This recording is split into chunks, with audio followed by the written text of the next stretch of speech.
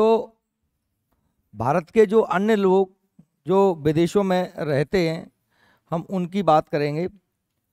तो उनको किस तरीके की नागरिकता दी जाती है। तो इनमें कुछ लोग हैं जो 3 टाइप के लोग होते हैं, आप देख लीजिए।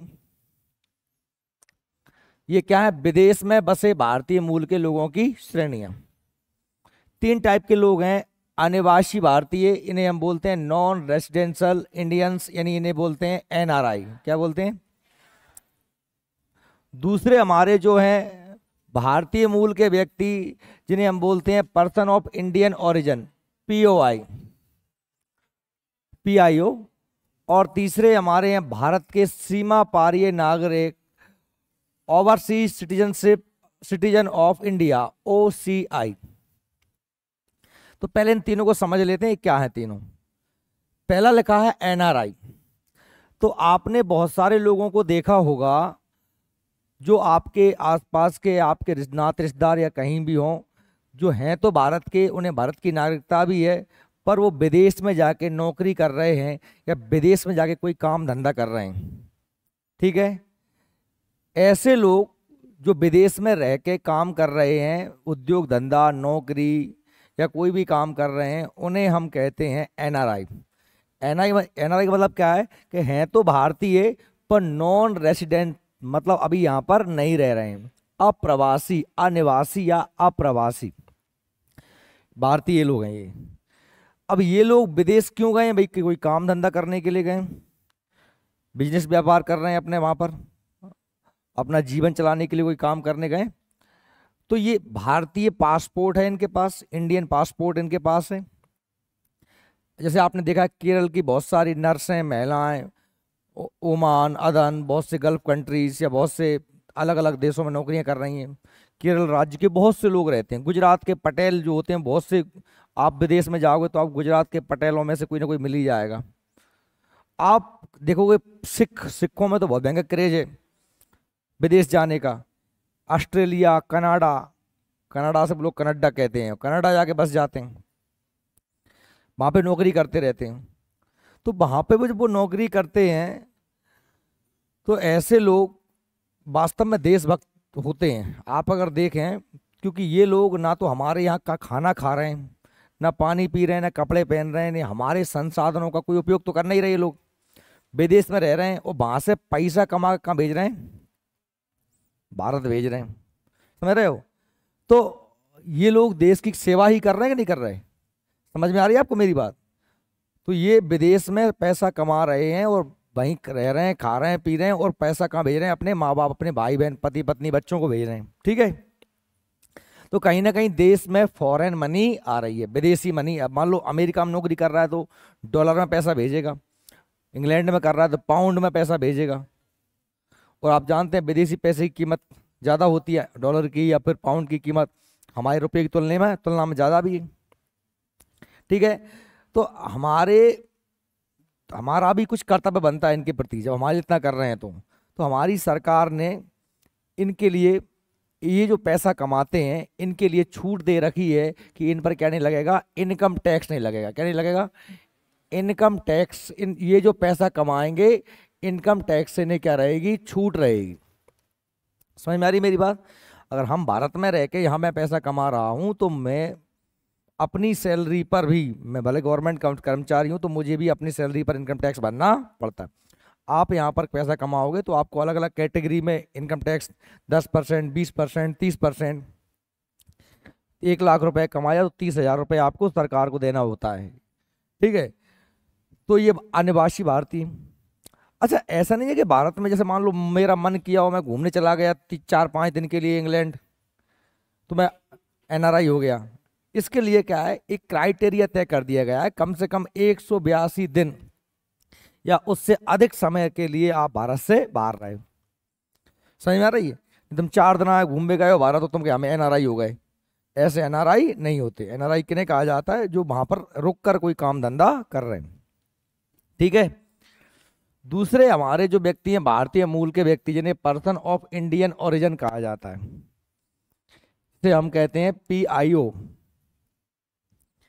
ये कौन से व्यक्ति हैं? ये वैसे व्यक्ति हैं जैसे कि मान लीजिए मैं जाके इंग्लैंड में नौकरी कर रहा था और मैंने वहीं की नागरिकता ले ली। अब मेरे जो बच्चे हुए वो भी कौन से नागरिक होंगे, वो इंग्लैंड के ही नागरिक होंगे। पर अब भैया थे तो भारत के ही हम लोग, और विदेश में जाके बस गए, वहां की नागरिकता ले ली। तो हमारे संविधान का भाग 9 अनुच्छेद 9 ये कहता है कि विदेश की नागरिकता लेने पर आपकी नागरिकता समाप्त हो जाएगी, यानी कि आप भारत के नागरिक आप नहीं बचे। तो ऐसी कंडीशन में उनका हमसे कोई लेना देना अब नहीं है। पर वो लोग खूब पैसे कमा रहे हैं। आप लोग देखते हैं ना कि जो आदमी गांव में रह रहा था, उसने तरक्की करना है तो उसनर में आ गया, और पैसे वाला बनना है तो इंदौर जाके शिफ्ट हो गया, बड़े काम धंधे करने लगा, और पैसा कमा लिया तो मुंबई जाके रहने लगा, तो और पैसा वार होगा तो लंदन जाकर रह लगा। लक्ष्मी जिंदल मित्तल का नाम सुना होगा आपने, स्टील किंग है, तो विदेश में लंदन में जाके रहते हैं, वहीं की नागरिकता ले ली उन्होंने, वो बहुत पैसा कमा, बहुत धनाढ्य लोग हैं। तो हम ये कहते हैं कि भाई तुम लोग अगर पैसे वाले लोग हैं तो अपने देश को मत भूलो, कभी आओ। मतलब सीधी सी बात है कि हमें भी लालच है कि ये लोग आए, हमारे इधर कुछ खर्चा पानी करें, कुछ रहें। तो हमने उनके लिए एक कार्ड दिया जिसका नाम था PIO। देखो इनके पास क्या है, इनके पास पासपोर्ट तो है, पर वो पासपोर्ट कैसा है, उन भारतीयों जैसा पासपोर्ट, उन विदेशियों जैसा पासपोर्ट नहीं है। जैसे मान लो कोई, जैसे हमारा पासपोर्ट पर लिखा रहता है भारतीय पासपोर्ट, जो कि उसको दिया जाता है केवल NRI को। पर इनके पास जो कागज रहता है ना, वो कागज रहता है काय का, वो कागज रहता है, वो ये जो पासपोर्ट रहता है उस पर लिखा रहता है PIO। अब PIO से इन्हें क्या फायदा है आप समझिए, PIO से इन्हें फायदा क्या है। PIO से इनको फायदा है कि इन लोगों के लिए क्या नहीं देना पड़ेगा। इन लोगों के लिए जैसे मान लीजिए कोई विदेश का व्यक्ति आया भारत घूमने, अमेरिका का, इंग्लैंड का कोई अन्य व्यक्ति आया, तो उसके लिए भारत का क्या लेना पड़ेगा, वीजा लेना पड़ता है। क्या लेना पड़ता है, वीजा, वीजा लेना पड़ता है, परमिशन लेनी पड़ती है वीजा की। पर वीजा खत्म होने के बाद वापस जाना पड़ता है। तो इनके लिए वीजा का सिस्टम कर दिया बंद, इन्हें छूट दे दी गई कि आपको वीजा नहीं लेना पड़ेगा, आप जितने दिन तक चाहो भारत में रह सकते हो। एक चीज। दूसरी चीज आपने देखो, जब आप कभी ताजमहल, लाल किला वगैरह कहीं घूमने जाते हैं तो वहां पर 2 प्रकार के टिकट होते हैं। हम इंडियन लोगों के लिए 20-30 रुपए का टिकट मिल जाएगा, और आप अगर विदेशी हो तो आपको 500-600 रुपए का टिकट मिलेगा। ये विदेशी मतलब आप इंग्लैंड के, अमेरिका के हो। तो मतलब देखो ये भारतीय मूल के व्यक्ति ये हैं तो इंग्लैंड के निवासी, उन्हें वहीं की मान्यता नागरिकता है, पर क्योंकि कहीं ना कहीं ये भारत से संबंधित हैं, इसलिए इनको हमने क्या दिया है, PIO। और जब PIO दिया है हमने, तो इन लोगों के लिए अब हमने कह दिया कि आपको वीजा की अनिवार्यता नहीं है, और दूसरा आपके साथ वैसा व्यवहार नहीं किया जाएगा जैसा अन्य विदेशियों के साथ किया जाता है। लेकिन इनके साथ में एक एक टर्म एंड कंडीशन जोड़ दी गई थी, जिसे हम बोलते हैं FRRO।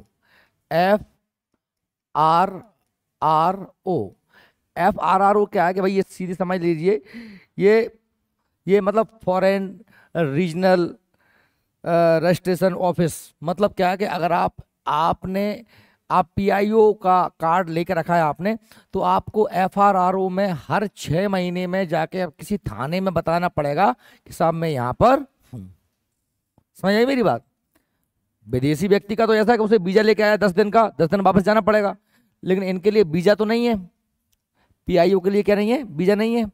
पर इनको हर 6 महीने में ये बताना होता था कि मैं भाई थाने में जाके कि मैं इंडिया में अभी रुका हुआ हूँ।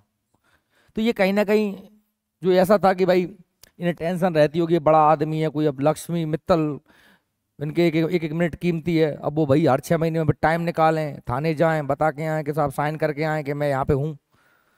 तो इस कंडीशन को हमने 2015 में क्या कर दिया, खत्म कर दिया।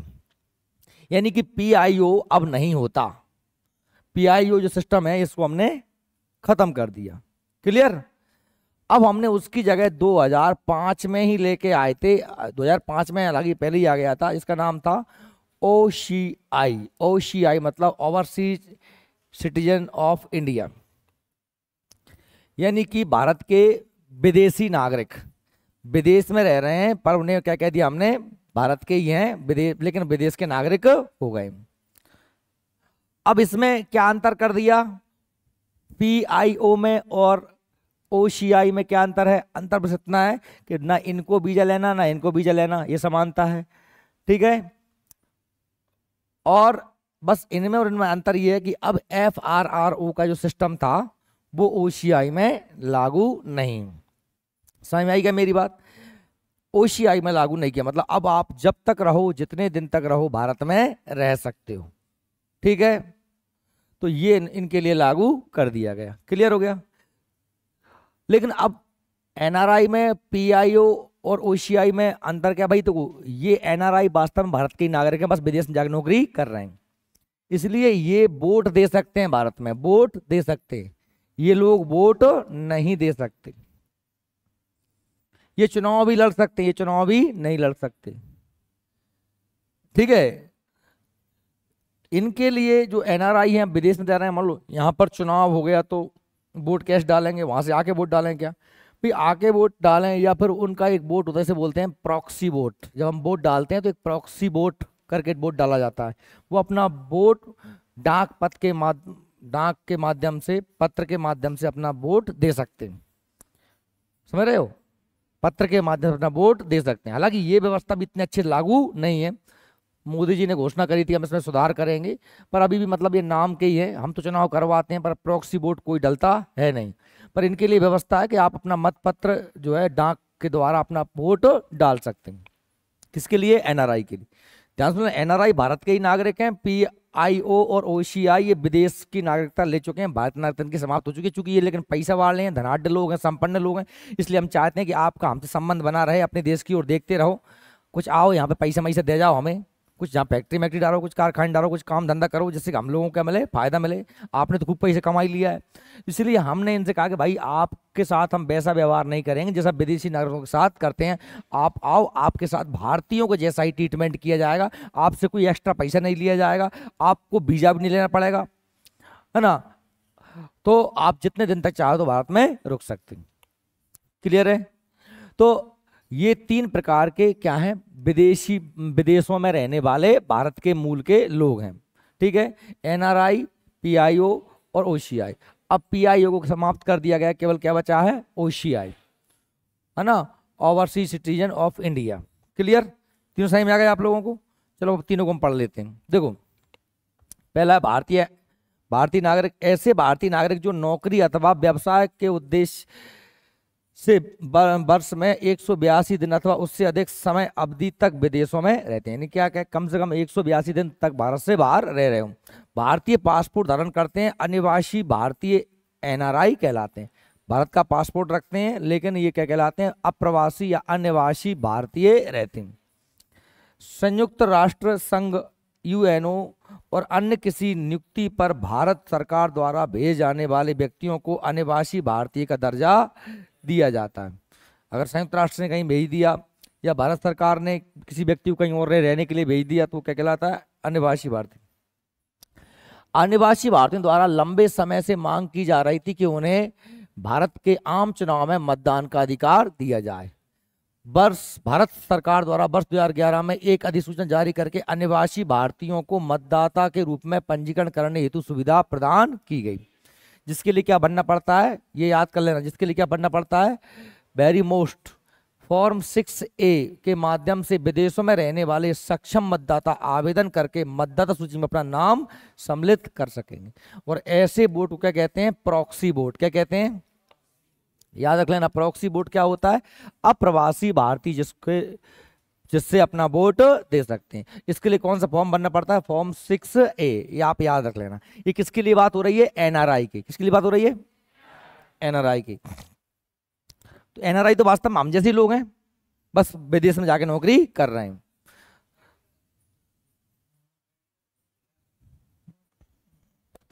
देखो अगला क्या है? भारतीय मूल के व्यक्ति तो PIO, वे लोग जो स्वयं अथवा इनके पूर्वज वो या तो खुद दूसरे देश की नागरिकता ले चुके हैं या उनके माता पिता या दादा दादी में से कोई भारत से चले गए थे, वहीं रहने लगे।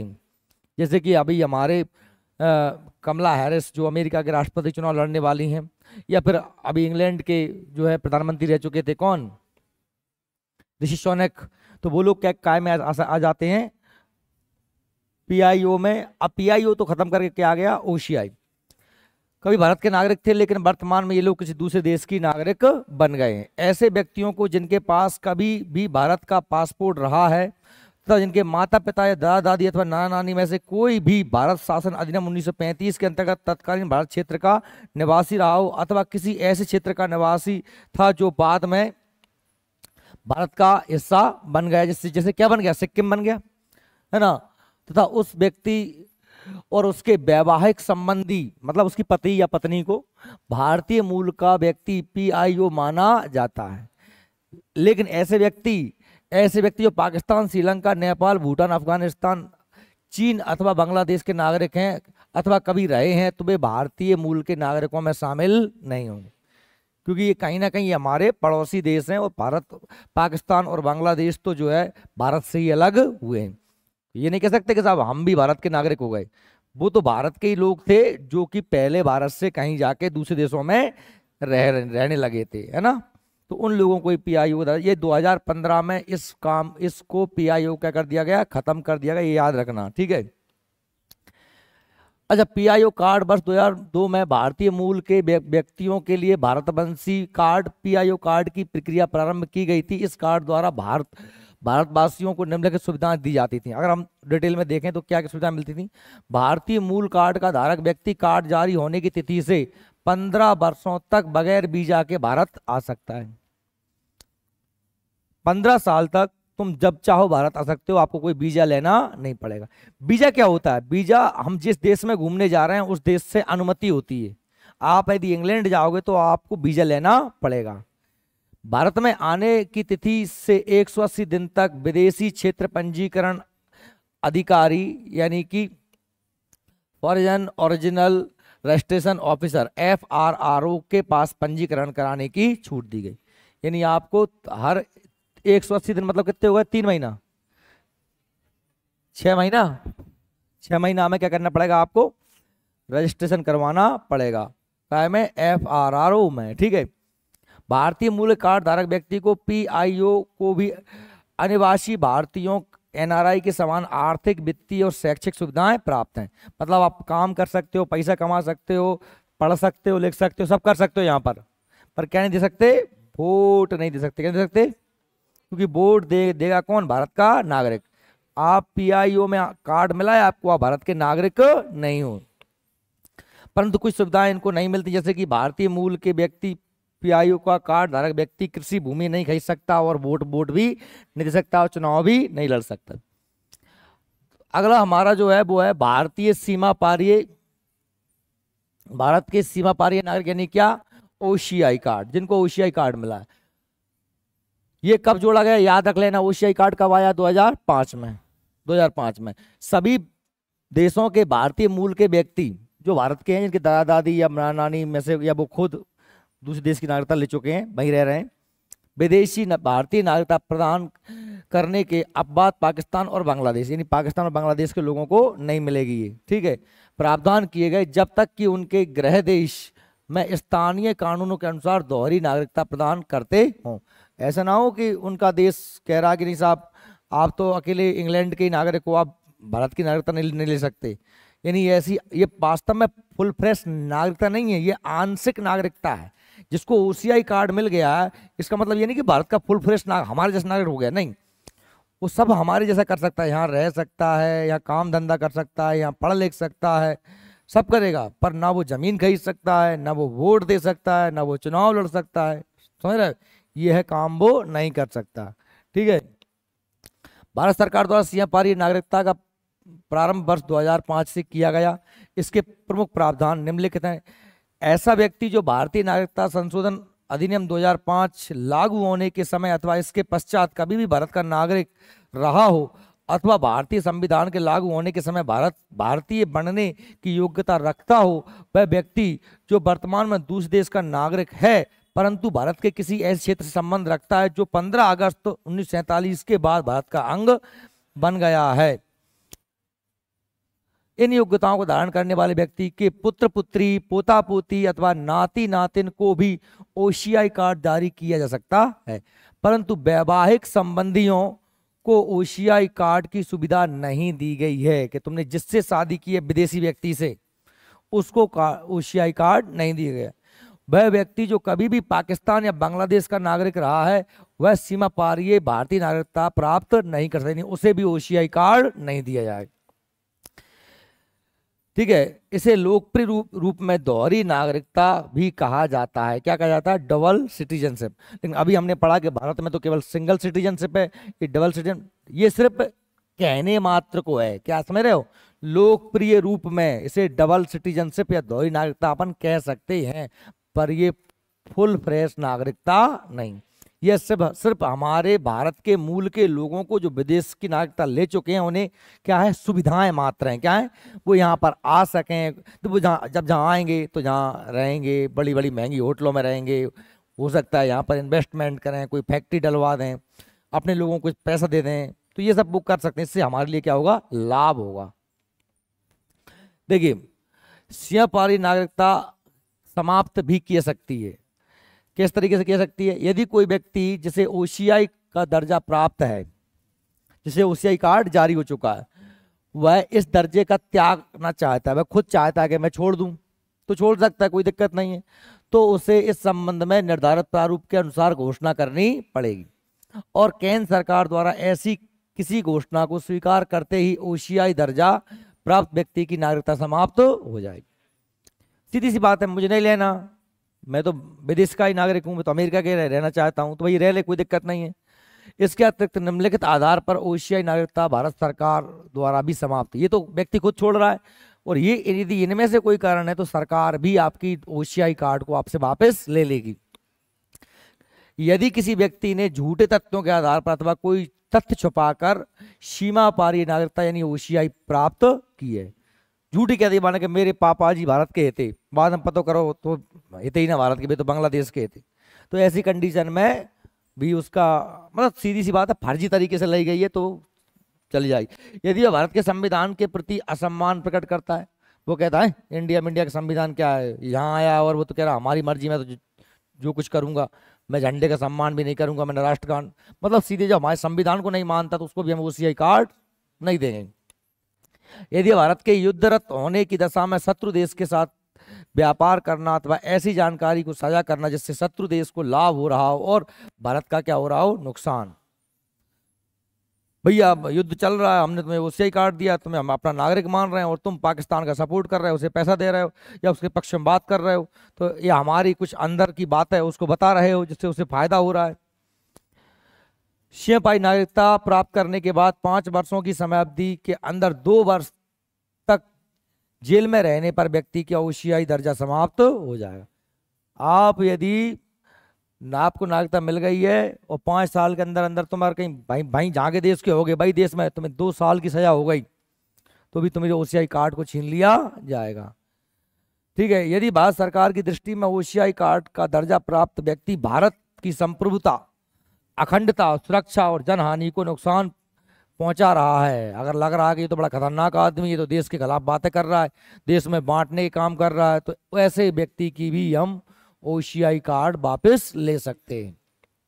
ठीक है, तो ये हमारे नागरिकता संबंधी प्रावधान थे। अब देख एक चीज और समझ लीजिए कि अगर ये कोई व्यक्ति विदेश में रह रहा है और वो भारत में चाहता है कि भाई मैं भारत में अपने लोगों को पैसा भेजूं, तो 3 प्रकार के विदेशी लोगों के अकाउंट खोले जाते हैं। इन अकाउंट को आप समझ लीजिए। देखो अभी मैंने बताया आपको कि नागरिक कितने प्रकार के हैं, 3 प्रकार के हैं।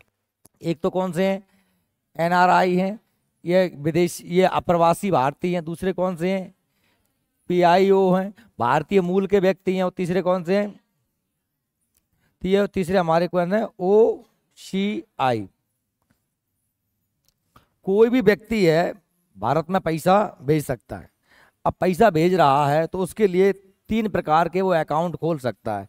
पहला अकाउंट होता है एनआरओ। क्या होता है, एनआरओ। एनआरओ मतलब होता है non residential account, non residential account. ठीक है, दूसरा अकाउंट होता है एनआरई। एनआरई इसका होता है नॉन रेसिडेंशियल एक्सटेंशन अकाउंट। और एक और होता है FCNR। इसका है same currency foreign non residential account. Foreign currency non residential account. F से फॉरेन, सी से करेंसी और नॉन रेजिडेंशियल अकाउंट। ठीक है। NRO, NRE और FCNR ये क्या है? खाते हैं, अकाउंट है। अगर आपको खाते खुलवाना है, आपको पैसा भेजना है अपना, तो पैसा भेजोगे ना, काय खाते में भेजोगे। तो पहला जो अकाउंट है ना NRO, इसमें भैया ये है कि ये जो है नॉन रेजिडेंशियल ऑर्डिनरी अकाउंट है। चाहो तो फुल फॉर्म लिख लेना, नॉन रेजिडेंशियल ऑर्डिनरी अकाउंट। इस अकाउंट का मतलब ये होता है कि आपका कोई खाता है बैंक में और उसमें आप भारत का रुपया भी जमा कर रहे हो, अपना जो यहाँ कमाया है, और आपने जो विदेश में कमाया है वो रुपया भी क्या कर रहे हो, वो डॉलर भी क्या कर रहे हो, जमा कर रहे हो। तो दोनों इसमें जमा होते हैं। कौन से अकाउंट में? NRO में। आपका भारत में भी दुकान है और आपका विदेश में भी दुकान है, तो आप ऐसा जिसमें आप दोनों जगह का पैसा जमा कर सकते हो। पर इसकी एक दिक्कत ये है कि इसमें क्या लगता है, इसमें टैक्स लगता है। क्या लगता है? टैक्स। क्योंकि भारत में जो कमाओ पैसे, उस पर टैक्स लगेगा। और आपने ये और डाल दिया उसमें, तो इसमें भी टैक्स लग जाएगा। इसलिए जो विदेश में रहने वाले लोग हैं उनसे कहा जाता है कि आप NRE अकाउंट खोलो। कौन सा अकाउंट खोलो? NRE जो अकाउंट होता है उसका मतलब क्या है? Non residential external. मतलब इसका मतलब क्या है? इसका मतलब है कि अगर आपने इसमें केवल वही पैसा जमा होगा जो आपने कमाया है, कहाँ पर? विदेश में। यानी इसमें केवल डॉलर जमा हो रहा है। डॉलर मतलब जिस देश की मुद्रा आप जो कमा रहे हो, आप चीन में हो या आप जापान में कमा रहे हो, आप इंग्लैंड में पाउंड कमा रहे हो, अलग अलग देश की मुद्रा अलग अलग है। इसका सिर्फ इतना काम होता है कि आपने जिस देश में पैसा कमाया है उस देश का पैसा ही, आप विदेशों का पैसा ही इस अकाउंट में जमा कर सकते हो। और इसमें बस इतना हो जाएगा, जैसे मान ली डॉलर है, आपने डॉलर कमाया है, तो बस ये डॉलर को कायम बदल देगा रुपया में। कायम बदल देगा रुपया में। ठीक है। आपने वहां से जमा कर दिया $100 जमा कर दिया, और आपके पिताजी ने जहां आप 8,200 रुपया 8200 रुपया निकाल रहे, क्या कि आपने मात्र $100 जमा किया था, $100 कायम बदल गया रुपया में। तो आप जानते हैं $1 में लगभग 82 रुपये होता है, तो $100 में लगभग 8200 रुपये हो जाएंगे। समझ में आ रही भाई मेरी बात? लेकिन अब क्या है, फिर इसमें भी कुछ लोगों को दिक्कत हो रही थी कि भैया हम जमा कर रहे हैं डॉलर, वो बन रहा है वो रुपया, जबकि हमको तो इंडिया में भी कुछ काम डॉलर में ही करना है, हमारे लेन देन तो सब डॉलर में ही चलते हैं। हम चाहते हैं कि हमारा पैसा इंडिया के पास पहुंच जाए, पर वो डॉलर में ही रहे, उसका रुपया ना बने। तो इसलिए हमने एक कौन सा अकाउंट खोला कि foreign currency non residential account. यानी इसमें क्या होता है, इसमें आपने विदेश में, इसमें भी आप विदेश का पैसा ही जमा करोगे। विदेश का पैसा, जब विदेश का जो पैसा है वही आपके खाते में जमा होगा, पर ये डॉलर का डॉलर में ही रहेगा। जिस भी मुद्रा में आप जमा करोगे यह उसी मुद्रा में रहेगा। सही में आ रही मेरी बात? इसमें टैक्स लगता है, इन दोनों में टैक्स नहीं लगता। इसमें आप भारत और विदेश का पैसा दोनों पैसे जमा कर सकते हो, पर टैक्स लगता है, इसलिए NRE खोला गया। इसमें आप विदेश का पैसा ही जमा कर सकते हो, और वह डॉलर में जमा करोगे तो वो कायम बदल जाएगा पैसे में। और FCNRA में आपने विदेश की जो भी मुद्रा में पैसा जमा किया है वह बदलेगा नहीं। ठीक है, वो उसी मुद्रा में रहेगा। डॉलर में कमाया है तो डॉलर में रहेगा, पाउंड में रहा है तो पाउंड में रहेगा, इसमें चेंज नहीं होगा। तो आपको ये समझ में आ गई चीजें? तो आप एक बार इनको रिपीट कर लीजिए भैया। NRC, PIO, OCI ये क्या है? तो भैया NRC, PIO और OCI ये भारत से बाहर रहने वाले लोगों को दी जाने वाली नागरिकता है। क्लियर? NRI का मतलब होता है नॉन रेसिडेंशियल इंडियन, अप्रवासी भारतीय जो भारत से बाहर रह रहे हैं। और इन्हें पासपोर्ट दिया जाता है, और ये 182 दिन से ज़्यादा समय तक भारत से बाहर ये अगर काम धंधा नौकरी पेशा कर रहे हैं तो ये लोग एनआरआई कहलाते हैं। इनमें और भारतीय नागरिकों में कोई अंतर नहीं होता। जो भारतीय नागरिकों को अधिकार प्राप्त हैं वो सारे अधिकार इन्हें भी प्राप्त होते हैं। ये यहाँ पर जब आए तब रह सकते हैं, नौकरी करेंगे, वोट डालेंगे, सारे काम कर सकते हैं, इन्हें कोई रोक टोक नहीं। और इनके लिए विदेश से में रहकर भी ये वोट डालना चाहते हैं तो भी ये डाल सकते हैं। इनके लिए सरकार ने छूट दे रखी है, जैसे क्या कहते हैं, जिसे प्रॉक्सी वोट कहते हैं। क्या कहते हैं? Proxy vote. पीआईओ ये जो है, ये हमने कहा कि इसको वैसे 2015 में ख़त्म कर दिया गया, लेकिन ये क्या था, इसके तहत भारत के विदेशी नागरिकों को जो कि भारत की नागरिकता छोड़ चुके हैं, जिन्होंने दूसरे देश की नागरिकता ले ली है, उनके बच्चों को ये एक प्रकार का पीआईओ कार्ड दिया जाता है, जिसके तहत आप भारत में आकर जब चाहे तब रह सकते हो, आपको वीज़ा लेने की कोई ज़रूरत नहीं है, और आप यहाँ पर पढ़ सकते हो, लिख सकते हो, काम धंधा कर सकते हो, पर आपको वोट डालने का अधिकार नहीं है और चुनाव लड़ने का, जमीन खरीदने का अधिकार नहीं है। तो ये चुनाव लड़ने का, वोट डालने का अधिकार नहीं है। साथ में इसमें एक और तय थी, किसमें क्या था, FRRO में आपको हर 180 दिन यानी कि 6 महीने में आपको बताना पड़ेगा कि मैं भाई साहब यहाँ पर रह रहा हूँ। इसलिए फिर हम 2005 में क्या लेके आए थे, OCI। 2005 में हमने पीआईओ को OCI में ही मर्ज कर दिया।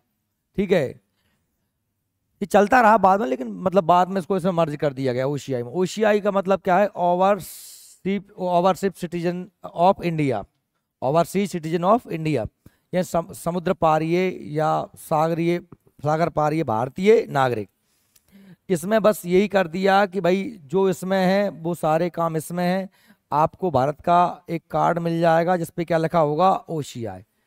इन दोनों को पासपोर्ट नहीं मिलता, भारत का पासपोर्ट केवल किसे मिलता है, NRI, क्योंकि ये भारत के नागरिक नहीं है। इन्हें क्या मिलता था, पीआईओ कार्ड मिलता था, इनको क्या मिलता है, OCI कार्ड।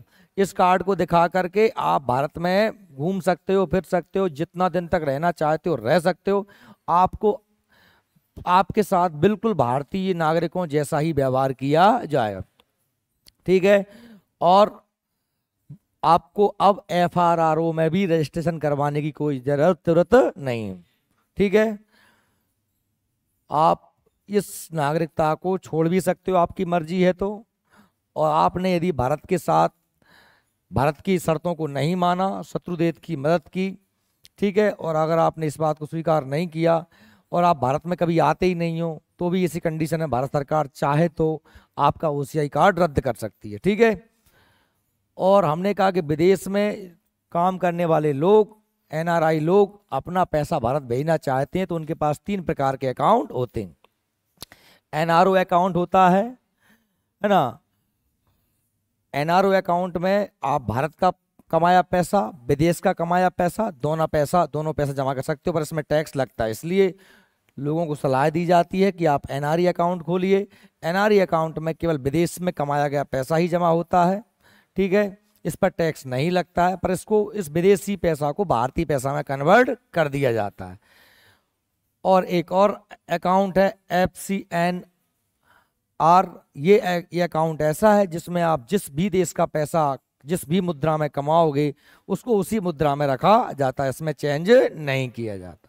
क्या समझ में आ गई आप लोगों को? इस प्रकार से हमारी भारतीय नागरिकता वाला जो पार्ट है वो खत्म हो जाता है। 2 पार्ट में इसको मैंने कंप्लीट किया है, आपको इसको अच्छे से पढ़ लेना।